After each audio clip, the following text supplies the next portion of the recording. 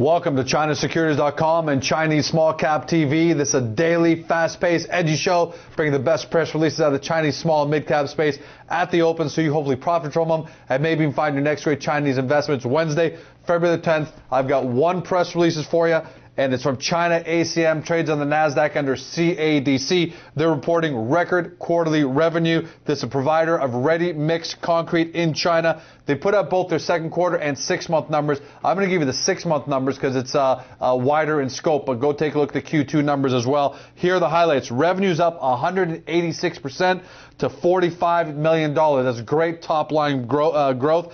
Gross profit up 28.6% to $8.5 million. That's pretty good, especially when you consider the gross margin dropped way down to 18.7% from 41.6% last year for the same time. The company attributes that to unusually higher margin volume associated with the production of the Olympic Games last year, which means people are paying a premium to get things done. So it looks like their margins are a bit lower. Important for investors to know that as you try and evaluate CADC going forward. Net income, $2.8 million. That translates into 22 cents per share. Now, I like that number because if you extrapolate that, and CADC has been pretty good about reporting net income every quarter, extrapolate that over a year, you've got a company that's going to bring in around 90 cents per share on an annualized basis, and they closed yesterday at $5.15. So you talk about a company that's trading around 6 times earnings, and they're growing top line by 186%. So that might be a nice valuation entry, especially when you consider the fact that